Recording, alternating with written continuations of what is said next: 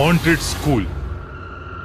School एक ऐसी जगह जहां हम अलग अलग चीजों के बारे में सीखते हैं, जहां हमको हमारे दोस्त मिलते हैं और जहां हम अक्सर खुश रहते हैं। शायद स्कूल्स हमारा एक दूसरा घर बन जाते हैं, लेकिन कई बार उन्हीं स्कूल्स के अंदर कई सीक्रेट्स भी छुपे होते हैं। दोस्तों, हमने डिज्नी प्लस हॉटस्टार पर अभी रिसेंटली उनका नया शो स्कूल ऑफ लाइज देखा। शो पाताल लोक के डायरेक्टर अविनाश अरुण ने बनाया है और हमें पर्सनली ये शो काफी अच्छा लगा। इनफैक्ट इस शो की पावरफुल स्टोरी लाइन ने आज हमें स्कूल्स से जुड़े उन सीक्रेट्स को सवाल करने पर मजबूर कर दिया है, और इन्हीं सीक्रेट्स पर हमारी आज की कहानी बेस्ड है, हॉन्टेड स्कूल। मंडे शाम को जब मिसेस यादव को उनके बेटे जुगल के बोर्डिंग स्कूल से फोन आया, तो उन्हें नहीं पता था कि उस दिन के बाद से उनकी जिंदगी हमेशा के लिए बदल जाएगी। वो फोन उस बोर्डिंग स्कूल के प्रिंसिपल का था, जिन्होंने मिसेस यादव को बताया कि उनका 12 साल का बेटा जुगल पिछले 2 दिन से मिसिंग है।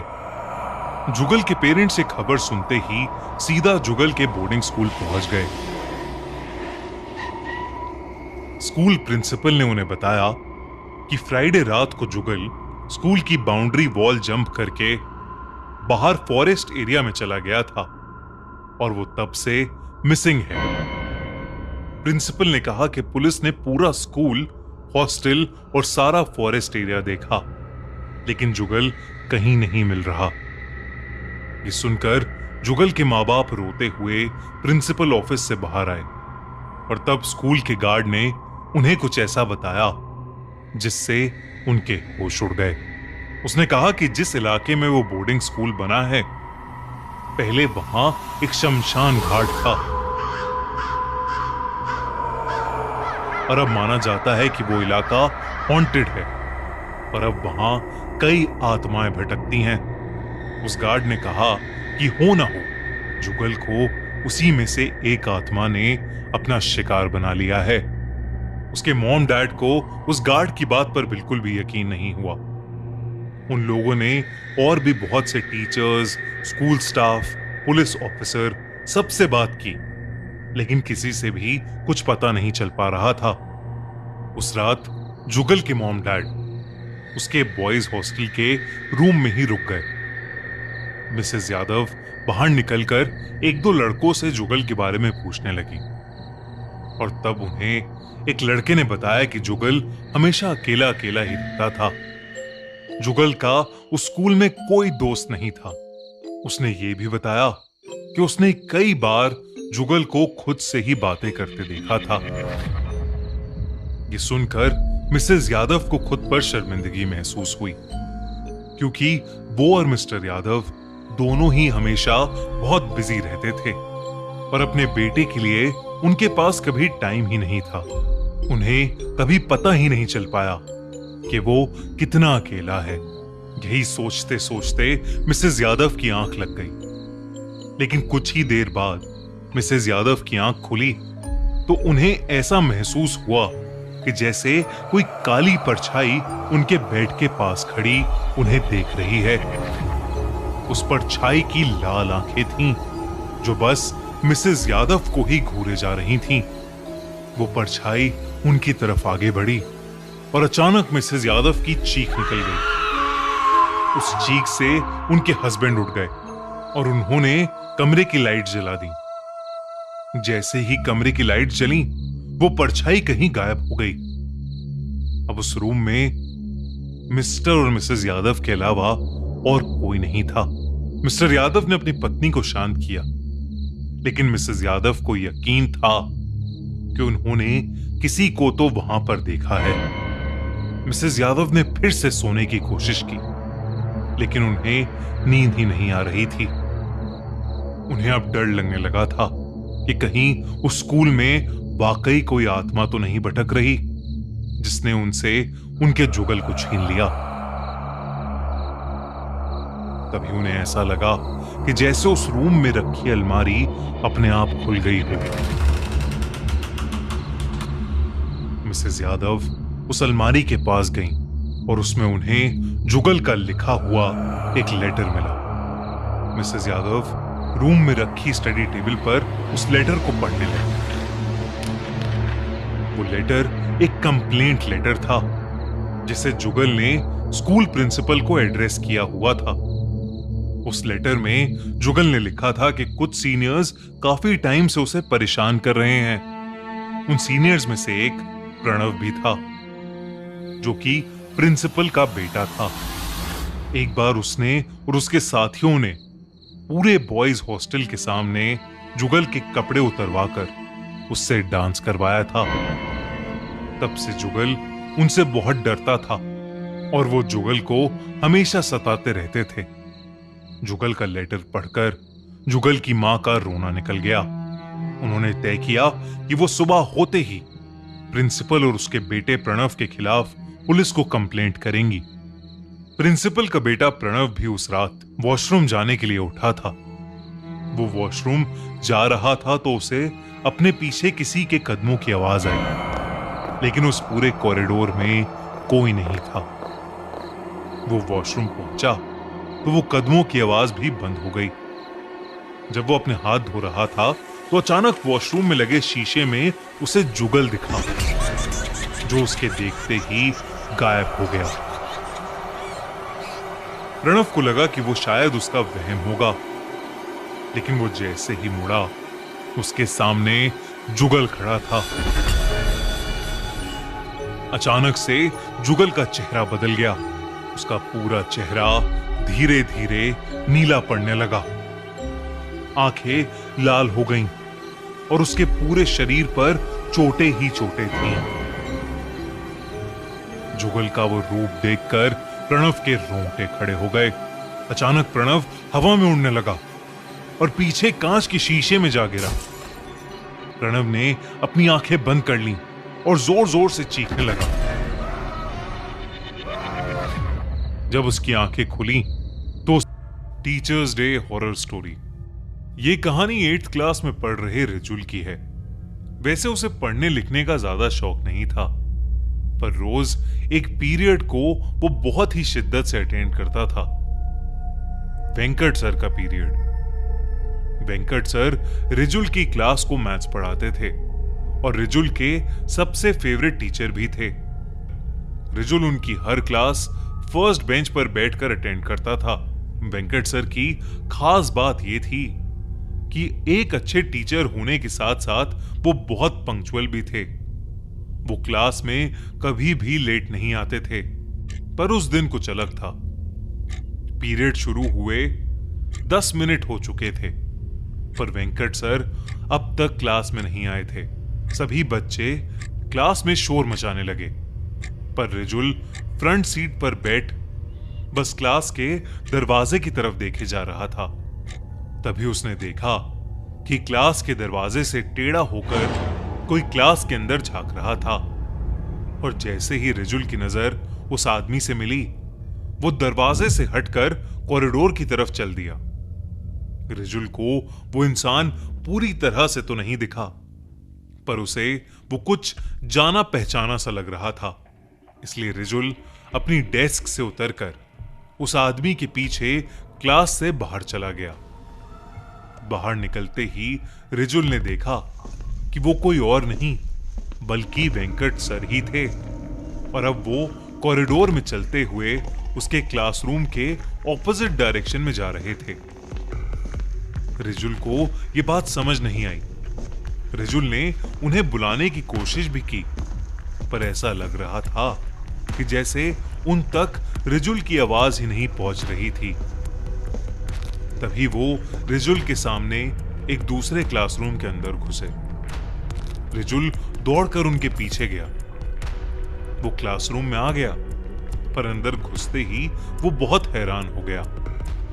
जिस क्लास में उसके सामने वेंकट सर घुसे थे, वो क्लास बिल्कुल खाली थी।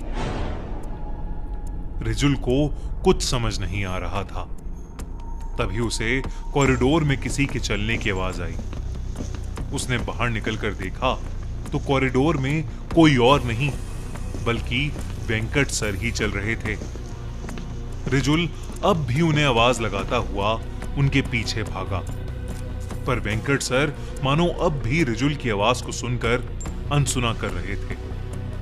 रिजुल तेजी से उनके पीछे गया। तभी वेंकट सर कॉरिडोर के आखिर में लगी एक खिड़की के पास खड़े हो गए। रिजुल उनके पास जाने लगा तो उसकी नजर जमीन पर गई। खिड़की से बहुत तेज धूप आ रही थी, जिसकी वजह से जमीन पर रिजुल की और खिड़की की भी परछाई बन रही थी, पर वहां वेंकट सर की कोई भी परछाई नहीं थी।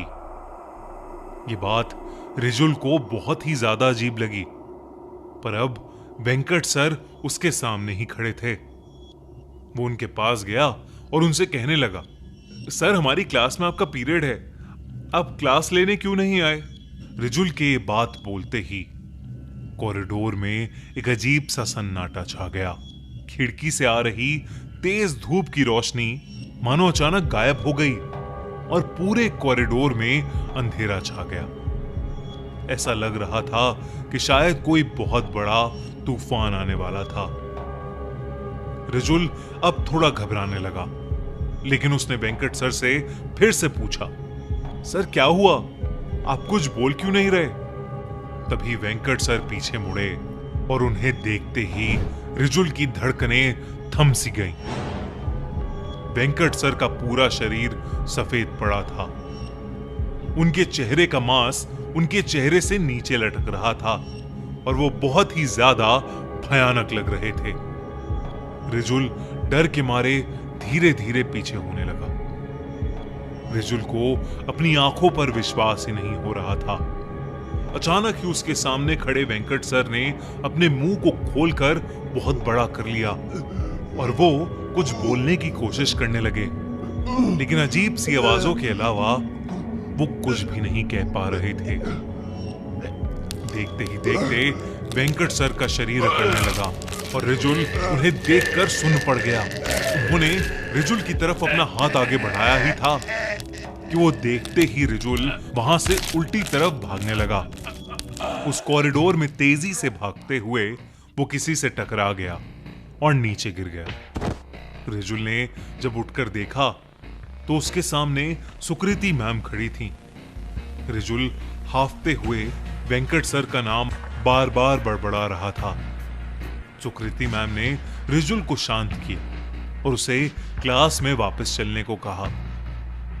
उन्होंने बताया कि आज वेंकट सर छुट्टी पर हैं, इसलिए उनकी जगह सुकृति मैम उनका पीरियड लेंगी। रिजुल का सर अब चकराने लगा। अगर वेंकट सर छुट्टी पर थे तो आखिर रिजुल ने कॉरिडोर में किसे देखा था? रिजुल को समझ नहीं आ रहा था कि आखिर वो अपने साथ हुआ हादसा किसी को कैसे समझाए। रिजुल इसी सोच में डूबा क्लास में वापस चला गया। उस दिन जब स्कूल की छुट्टी हुई तो रिजुल स्कूल के बाहर खड़ा अब भी वेंकट सर के बारे में ही सोच रहा था कि तभी उसे स्कूल की बिल्डिंग की खिड़की के पास वेंकट सर खड़े हुए दिखाई दिए, वैसे ही भयानक रूप में। वो रिजुल को घूर कर देख रहे थे। उन्हें देख इस बार रिजुल की चीख ही निकल गई और उसने अपने साथ में खड़े दोस्त अंश को उस खिड़की की ओर देखने को कहा, पर अंश को वहां कुछ नहीं दिखा। रिजुल ने डर के मारे अपनी आंखें बंद कर लीं। कुछ सेकंड्स बाद जब उसने अपनी आंखों को खोला तो उस खिड़की पर अब वेंकट सर नहीं खड़े थे। डरा सहमा रिजुल घर चला गया। उसने अपने पेरेंट्स से वो बात शेयर की, पर उन्हें रिजुल की बात का विश्वास नहीं हुआ। उस हादसे को 3 दिन बीत गए। ना ही वेंकट सर स्कूल में क्लास लेने आए और ना ही रिजुल को वो दोबारा दिखाई दिए। पर 3 दिन बाद उनके स्कूल में एक खबर आई, जिसे सुनकर रिजुल की रूह कांप उठी। खबर ये थी कि वेंकट सर की 3 दिन पहले ही मौत हो गई थी। वो रात को सोए और सुबह उनका पूरा शरीर अकड़ा हुआ पाया गया। वो नींद में ही चल बसे थे। रिजुल को आज तक समझ नहीं आया कि आखिर वेंकट सर सिर्फ उसे ही क्यों दिखाई दिए थे। आपको क्या लगता है? सच जो भी हो, इस टीचर्स डे आप अपने सभी फेवरेट टीचर्स को हैप्पी टीचर्स डे जरूर विश करिएगा और ये वीडियो उनके साथ शेयर कीजिएगा। School exam. एग्जाम, ये शब्द शायद किसी हॉरर स्टोरी से भी ज्यादा डरावना है। आज की कहानी भी इसी शब्द से जुड़ी है। पुनीत और करण बचपन से ही बहुत अच्छे दोस्त थे। वो नर्सरी से लेकर 11th क्लास तक एक ही क्लास में पढ़ते आए थे और वो दोनों ही बचपन से पढ़ाई में थोड़े कमजोर थे, पर दोनों स्पोर्ट्स में बहुत अच्छे थे। पुनीत स्कूल की फुटबॉल टीम का कैप्टन था और करण डिस्ट्रिक्ट बैडमिंटन चैंपियन था। टूर्नामेंट्स में बिजी रहने की वजह से दोनों को ही पढ़ाई करने का बहुत ही कम टाइम मिलता था। पूरा साल कैसे निकल गया उन्हें पता ही नहीं चला और अब उनके फाइनल एग्जाम्स शुरू होने में सिर्फ 10 दिन बचे थे। उन दोनों का उन एग्जाम्स में पास होना बहुत जरूरी था, क्योंकि अगर वो फेल होते तो उनके पेरेंट्स उनके सारे स्पोर्ट्स छुड़वा देते। पुनीत और करण पढ़ने की कोशिश भी कर रहे थे, लेकिन पढ़ाई में उनका मन ही नहीं लग रहा था। एग्जाम में फेल होने का डर उन्हें सताए जा रहा था। ऐसे ही करते करते 9 दिन और बीत गए और अब भी दोनों के बहुत ही बुरे हाल थे। अगली सुबह एग्जाम था और ना तो पुनीत और ना ही करण को कुछ भी आता था। तभी पुनीत के दिमाग में एक आइडिया आया। उसने करण से कहा कि उस आइडिया में बहुत रिस्क है, लेकिन अब बस वही तरकीब थी जो उन्हें कल के पेपर में पास करा सकती थी। उनके स्कूल प्रिंसिपल का बेटा योगेश पुनीत का बहुत अच्छा दोस्त था। उसने योगेश को रात को फोन करके उससे उसकी मम्मी की ऑफिस की चाबी मांगी। योगेश ने दोस्ती निभाते हुए अपने घर की बालकनी से चाबी नीचे फेंककर पुनीत और करण को स्कूल के प्रिंसिपल ऑफिस की चाबी दे दी। पुनीत और करण का प्लान बहुत सिंपल सा था। वो जानते थे कि एग्जाम से एक दिन पहले ही क्वेश्चन पेपर प्रिंसिपल ऑफिस में आ जाता था। उन्हें बस वही पेपर ढूंढकर उसके क्वेश्चंस कॉपी करके घर लाने थे, पर वो नहीं जानते थे कि उनका ये सीधा सा दिखने वाला प्लान उन्हें कितना उल्टा पड़ने वाला था। जैसे तैसे करके वो स्कूल की दीवार टाप कर स्कूल के अंदर घुस गए। रात के अंधेरे में स्कूल अपने आप में बहुत ही डरावना लग रहा था। वहां स्कूल गार्ड के अलावा और कोई भी नहीं था। वो स्कूल गार्ड से छुपते हुए प्रिंसिपल ऑफिस तक पहुंचे और पुनीत चाबी से लॉक को खोलने लगा कि तभी करण को अपनी गर्दन पर थोड़ी ठंडी हवा महसूस हुई। उसने अपने बाई तरफ देखा तो उसे ऐसा लगा कि जैसे कॉरिडोर के एंड में कोई खड़ा उन्हें देख रहा है। करण पुनीत को बुलाने के लिए मुड़ा, पर जब उन दोनों ने वहां पर देखा तो उस कॉरिडोर में कोई भी नहीं था। पुनीत ने करण की बात को नजरअंदाज किया और ऑफिस का ताला खोलकर वो दोनों तुरंत ऑफिस के अंदर घुस गए। वो दोनों ऑफिस में उस क्वेश्चन पेपर को ढूंढने में लग गए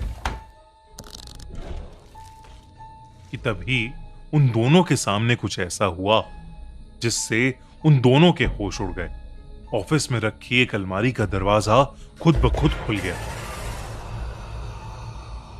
पुनीत और करण ने घबराते हुए एक दूसरे को देखा, लेकिन तभी करण का ध्यान अलमारी में रखे एक पेपर पर गया।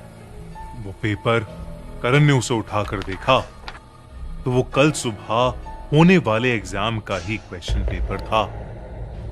पेपर को देखने की एक्साइटमेंट में करण और पुनीत दोनों ही भूल गए कि अभी क्या हुआ था और वो उस पेपर के क्वेश्चंस कॉपी करने लग गए। तभी अचानक से प्रिंसिपल के दरवाजे पर किसी ने नॉक किया। दरवाजे पर नॉक सुनकर पुनीत और करण का दिल उनके मुंह में आ गया। उन्हें लगा कि शायद योगेश ने प्रिंसिपल मैम को बता दिया है और वो उन्हें रंगे हाथों पकड़ने यहां आ गई हैं। वो दोनों बिना किसी आवाज किए प्रिंसिपल डेस्क के नीचे छुप गए। दरवाजे पर हो रही ठक-ठक धीरे धीरे बढ़ती जा रही थी। पुनीत और करण डरे सहमे बस वहीं छुपे रहे। देखते ही देखते कोई उस दरवाजे को अब जोर जोर से पीटने लगा था। ऐसा लग रहा था कि वो दरवाजा बस अब टूट ही जाएगा। पर तभी एकदम से सन्नाटा हो गया। दरवाजे पर हो रही ठक-ठक एकदम से बंद हो गई। पुनीत ने डेस्क के पीछे से उठकर दरवाजे पर नजर डाली और उसकी आंखों के सामने वो दरवाजा धीरे धीरे खुलने लगा। वो दरवाजा पूरा खुल गया, पर दरवाजे के उस ओर कोई नहीं था। जो कुछ भी हो रहा था वो पुनीत और करण की समझ से परे था। वो बस उस एग्जाम पेपर के क्वेश्चंस कॉपी कर कर वहां से निकलना चाहते थे, पर उनका वहां से निकलना इतना आसान नहीं होने वाला था। पुनीत और करण ने डेस्क के नीचे बैठे बैठे ही क्वेश्चंस कॉपी करना शुरू कर दिया। जितने भी क्वेश्चंस कॉपी हो सकते थे उतने क्वेश्चंस उन्होंने कॉपी किए और उस रूम से बाहर भागने लगे। पर वो जैसे ही कमरे से निकलने लगे, उनका पैर कहीं अटका और दोनों ही मुंह के बल नीचे गिर गए। गिरने पर करण की नाक पर बहुत जोर से चोट लग गई और उसकी नाक से खून बहने लगा। वो झटका उसे इतनी जोर से लगा कि करण देखते देखते ही वहीं बेहोश हो गया। पुनीत करण को देख ही रहा था कि तभी उसे अपने पीछे कुछ महसूस हुआ। उसने जमीन पर लेटे लेटे ही अपनी गर्दन को घुमाया तो उसे अपने पास नीले सड़े हुए पैर दिखे। उन पैरों में पस पड़ी हुई थी और वो देखने में बहुत ही ज्यादा भयानक लग रहे थे। करण ने हिम्मत करके नजर उठाई तो वहां एक आदमी खड़ा था जिसने उनके स्कूल के पीएन जैसे कपड़े पहने थे। उसका मुंह इतना सफेद था जैसे उसके शरीर में कोई खून ही ना हो। उसे देखकर ही पुनीत की चीख निकल गई। उस आदमी की दोनों आंखें पूरी तरह से सफेद थीं और वो बिना कुछ बोले बस वहां खड़ा हुआ था।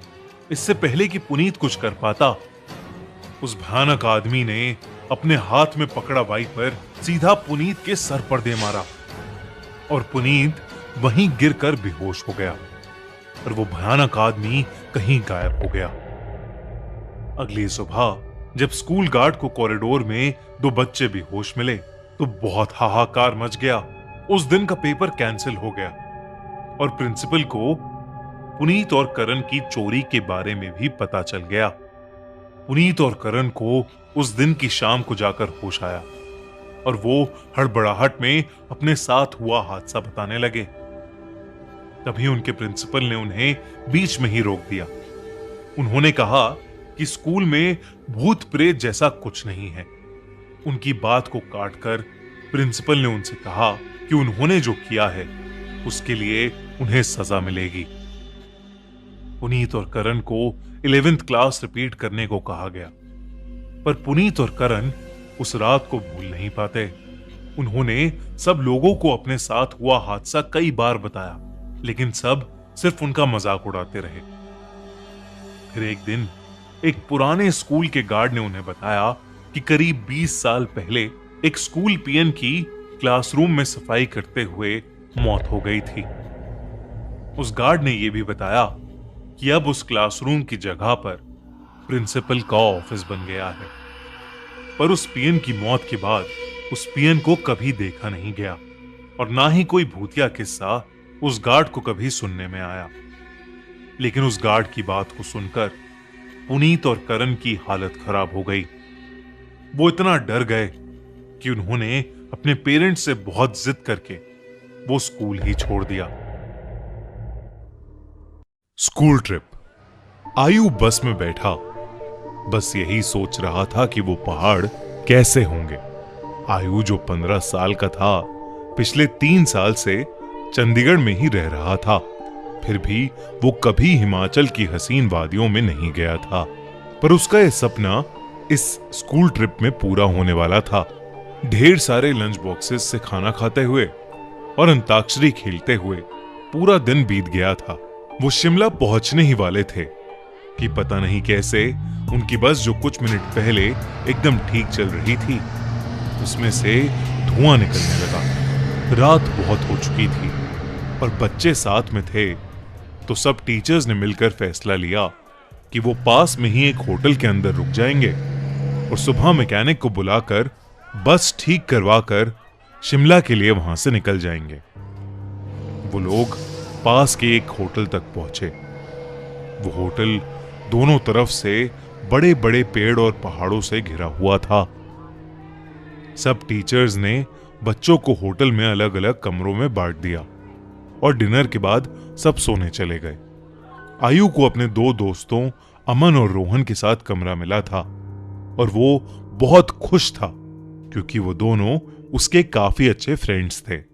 आयु, अमन और रोहन जब कमरे में गए तो कमरे की खिड़की से उन्हें जंगल के बीचों बीच एक झील दिखाई दी। उन सभी को याद था कि कैसे पिछली स्कूल ट्रिप पर रात में 2 बच्चे ऐसे ही झील पर निकले थे और वो स्कूल के सबसे पॉपुलर बच्चे बन गए। तो उन तीनों ने भी प्लान बनाया कि इस बार वो भी कुछ कारनामा करेंगे। उन्होंने सोचा कि वो होटल से छुपके से निकल जाएंगे और उस झील पर जाकर फोटो खींचकर वापस आ जाएंगे। जैसे ही होटल का गार्ड सो गया, वो तीनों निकल गए। झील दिखने में तो होटल से ज्यादा दूर नहीं लग रही थी, पर वो तीनों करीब आधा 1 घंटा झील की तरफ चले जा रहे थे और जंगल का रास्ता था कि खत्म ही नहीं हो रहा था। ठंड बहुत ज्यादा बढ़ चुकी थी और उस सुनसान जंगल में उन तीनों की ठंड के मारे हालत खराब हो रही थी। उन्होंने अपना फोन चेक किया तो उसमें सिग्नल नहीं था। तब उन्हें लगा कि उन्हें झील का प्लान कैंसिल करके वापस होटल चले जाना चाहिए। अपने फोन की फ्लैशलाइट के सहारे वो वापस होटल का रास्ता ढूंढने लगे। रास्ता ढूंढते ढूंढते अमन और आयु, जो रोहन के थोड़ा आगे चल रहे थे, जब पीछे मुड़े तो उन्होंने देखा कि रोहन वहां था ही नहीं। तभी उन्हें अपने पास में से किसी के भागने की आवाज आई। वो बहुत घबरा गए, पर क्योंकि वो रोहन को अकेला नहीं छोड़ सकते थे तो उन्होंने उस कदमों की आवाज का पीछा किया। वीरान और घने जंगल के बीच वो उन कदमों की आवाजों का पीछा करते गए, जो कुछ मिनटों बाद बंद हो गई। रोहन उनको अभी तक नहीं दिखा था और अमन और आयु अब बहुत ज्यादा डरने लगे थे। लेकिन तभी उन्हें ऐसी आवाज आई कि मानो कोई जमीन खोद रहा था। वो धीरे धीरे उस आवाज के पास गए और झाड़ियों के पीछे से उन्होंने देखा कि और कोई नहीं बल्कि रोहन ही जंगल में एक गड्ढा खोद रहा था। उन्होंने डर के मारे रोहन को पुकारा। रोहन उनकी तरफ मुड़ा और उन्हें गुस्से से भरी आंखों से देखने लगा। उसकी आंखें एकदम काली पड़ चुकी थीं, जैसे किसी ने उसके अंदर से आंखें ही निकाल ली हों। अमन रोहन के पास गया और उसने रोहन के कंधे पर हाथ रख के उससे पूछा कि उसे क्या हुआ है। लेकिन रोहन के कंधे पर हाथ रखते ही रोहन अमन के ऊपर चिल्ला उठा और रोहन ने उसे एक बहुत तेज धक्का दिया। अमन काफी दूर जाकर गिरा। रोहन के अंदर कोई अजीब सी शक्ति आ चुकी थी। आयु भागा भागा अमन के पास गया। रोहन अब आयु की तरफ आगे बढ़ने लगा, पर जैसे ही वो आयु के पास आया, रोहन को अजीब से दौरे पड़ने लगे और वो बेहोश हो गया। आयु उसको होश में लाने की कोशिश करने लगा और जैसे ही रोहन होश में आया, उसने अमन की तरफ देखा और जोर जोर से चिल्लाते हुए कहने लगा, वो अमन के अंदर है। तभी आयु ने देखा तो अमन सर झुकाए नीचे बैठा था। उसने अचानक से अपना सर उठाया और उसकी आंखें भी बिल्कुल काली पड़ी थीं। इससे पहले आयु और रोहन कुछ कर पाते। अमन, जो कुछ देर पहले तक चोटिल था, वो उठकर जंगल के अंदर भागने लगा। रोहन और आयु ने उसका पीछा किया और फोन की फ्लैशलाइट में देखा कि अमन एक खंडर की तरफ भाग रहा था। करीब जाकर उन्हें दिखा कि वो खंडर दरअसल में एक बहुत पुराना घर था, जिसे देखकर ऐसा लग रहा था कि वहां सालों से किसी इंसान ने कदम भी नहीं रखा था। दोनों बहुत ही डरे हुए थे और उनकी आगे जाने की हिम्मत नहीं हो रही थी। पर अमन को बचाने के लिए आयु और रोहन उस खंडर में घुस गए। ऊपर के एक फ्लोर से उन्हें एक आवाज आ रही थी। वो उस आवाज के पास पहुंचे तो जो उन्होंने देखा उस पर उन्हें विश्वास ही नहीं हुआ। उन्होंने देखा कि अमन बेहोशी की हालत में हवा में लटका हुआ था और एक बूढ़ी औरत उससे बात कर रही थी। उस औरत का चेहरा बहुत भयानक था। उसकी आंखें एकदम काली थीं। खाल लटकी हुई और बिखरे हुए सफेद बाल उसे और डरावना बना रहे थे। वो दोनों उस औरत को देखते ही वहां से बाहर भागे। वो औरत भी उनके पीछे पीछे आने लगी। आयु और रोहन जल्दी से सीढ़ियों से नीचे उतरे और उस खंडर के घर के दरवाजे तक पहुंचे। उन्होंने जब मुड़कर एक बार पीछे देखा तो वो बूढ़ी औरत किसी कीड़े की तरह रेंगती हुई सीढ़ियों से उतर रही थी और उनके पास ही आ रही थी। वो किसी तरह वहां से निकलकर जंगल की ओर भागे और भागते चले गए। भागते भागते उन्हें पता नहीं चला कि कब वो उस झील के पास आ गए थे, जिस झील की तलाश में वो होटल के बाहर निकले थे। रोहन और आयु दोनों भागते भागते उस झील के अंदर गिर पड़े और डूबने लगे। उन्हें ऐसा लग रहा था कि जैसे कोई उन्हें अंदर खींच रहा हो। आयु किसी तरह झील से बाहर आ गया, पर उसकी आंखों के सामने रोहन झील में डूब गया और वो कुछ भी नहीं कर सका। आयु ये सब देखकर इतना घबरा गया कि उसे चक्कर आने लगे और वो वहीं बेहोश होकर गिर पड़ा। आयु की जब सुबह आंख खुली तो वो उसी होटल के कमरे में था। वो भागकर बाहर गया तो बाहर पुलिस की बहुत सी टीम्स थीं और जमीन पर सफेद चद्दर में लिपटी हुई रोहन और अमन की लाश पड़ी थी। पुलिस ने तो इसे मर्डर घोषित कर दिया था, पर आसपास के रहने वालों ने बताया कि कई साल पहले उस जंगल में एक बूढ़ी औरत रहती थी। वहां उसका एक घर था। सभी से अलग वो औरत चैन से रहती थी। पर एक रोज उसके घर को कब्जाने के लिए पास के गांव के कुछ लोगों ने उसके साथ बदसलूकी की और उसे मारकर उस झील में फेंक दिया। तब से कोई भी इंसान रात में जंगल की ओर या उस झील के पास नहीं जाता। कहते हैं कि उस बूढ़ी औरत की आत्मा अभी भी वहां अपने बदले के लिए भटकती है। काश ये बात इन तीनों दोस्तों को पता होती तो शायद आज आयु के साथ साथ रोहन और अमन भी जिंदा होते।